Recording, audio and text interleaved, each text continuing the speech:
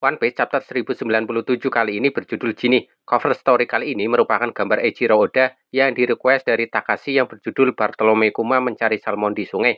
Nampak Kuma menangkap salmon di sebuah sungai menggunakan kekuatan Nikyu Nikyu no Mi.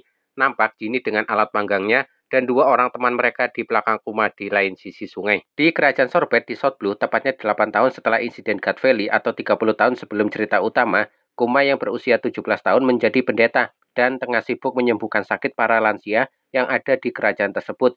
Kuma menggunakan kekuatan Nikyu Nikyu no Mi untuk mengeluarkan semua rasa sakit menjadi gelembung yang berwujud telapak hewan. Namun, Genie yang berusia 21 tahun dikenal sangat pelit dan galak di kalangan orang tua. Dia sangat kesal kepada para orang tua yang selalu meminta bantuan ke Kuma. Kemudian diketahui bahwa Kuma melakukan pengobatan hanya di hari Minggu. Di tengah obrolan, terucap informasi bahwa raja baru bernama Raja Pekori itu berdarah dingin dan menetapkan upeti yang terlewat tinggi ke warganya. Alasan Kuma melakukan pengobatan setiap hari Minggu karena Kuma menjadikan dirinya merasakan kumpulan rasa sakit yang dia keluarkan dari para orang tua. Ini seperti adegan Zoro di Trailer Park. Akibatnya Kuma terluka di sekujur tubuhnya dan setelahnya terbaring dengan dirawat Genie. Bila Kuma tidak melakukan itu, maka semua rasa sakit yang telah dikeluarkan akan kembali lagi ke asalnya. Kuma tetap merasa senang walaupun Genie tidak setuju dengan apa yang dilakukan Kuma karena kasihan melihat kondisi Kuma. Kemudian Kuma mendapatkan makanan sebagai jasa imbalan dan mereka berdua senang kemudian makan bersama. 25 tahun yang lalu saat Kuma berusia 22 tahun dan Genie berusia 26, Genie tiba-tiba melamar Kuma dan meminta Kuma menikahi dirinya. Kuma menolak ajakan Genie. Dia masih trauma akan kejadian yang menimpa ayah dan ibunya. Kuma tidak mau Genie merasakan penderitaan dan kesedihan yang sama yang dialami ibunya karena Kuma adalah ras Buccaneer. Kuma lantas mengalihkan pembicaraan dengan memulai pembicaraan membahas Dragon, yang menurut Kuma dia adalah orang yang keren seperti seorang pahlawan, menginspirasi Kuma untuk terus menolong orang lain, dan bermimpi suatu saat dia pergi ke lautan agar bisa menolong lebih banyak orang. Kemudian dua orang temannya datang membawa keranjang yang penuh dengan ikan. Kemudian 22 tahun yang lalu terjadi sebuah insiden. Kuma yang berusia 25 tahun dan Genie berusia 29 tahun. Kuma melihat pasukan kerajaan menangkap orang-orang yang lemah untuk dijadikan budak.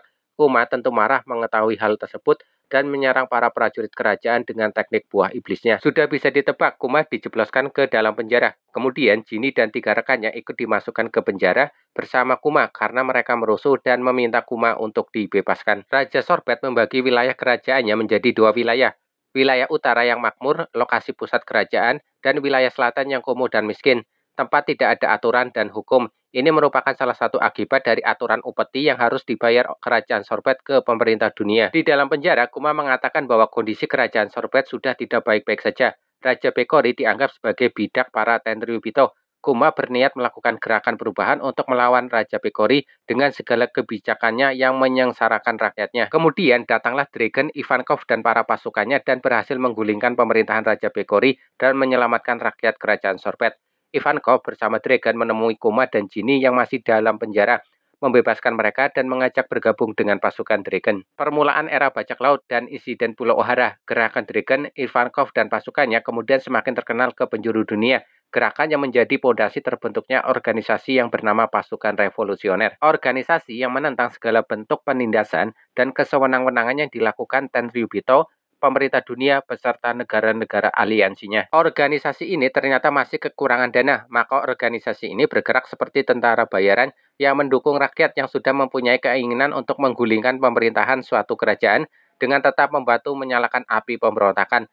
Para rekrutan baru diberi pelatihan memegang senjata dengan tujuan menyebarkan kekuatan ke seluruh penjuru dunia. Di dalam sebuah kapal, Dragon, Iva, dan Kuma terlihat bersama dalam sebuah acara makan. Dragon menjelaskan bahwa dirinya adalah mantan anggota Angkatan Laut. Dia keluar karena tidak menemukan keadilan di dalam tubuh Angkatan Laut. Sesekali Kuma pulang ke kerajaan Sorbet untuk melihat kondisi di sana.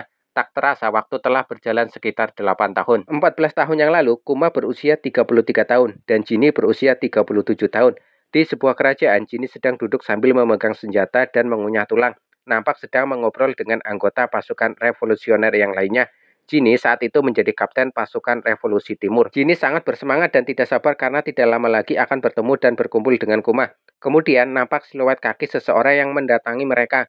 Kemudian Dragon yang ada di markas Baltico menerima laporan bahwa Genie telah ditangkap oleh musuh yang tak terduga dan belum diketahui identitasnya sampai akhir chapter. Di akhir chapter terlihat Dragon sudah memiliki tato di wajah bagian kirinya. Sebelumnya, ketika menyelamatkan Kuma dan Ginny dari penjara, Dragon belum memiliki tato di wajahnya. Chapter pun selesai. Untuk minggu depan, chapter akan rilis seperti biasa karena tidak ada keterangan horor minggu depan libur.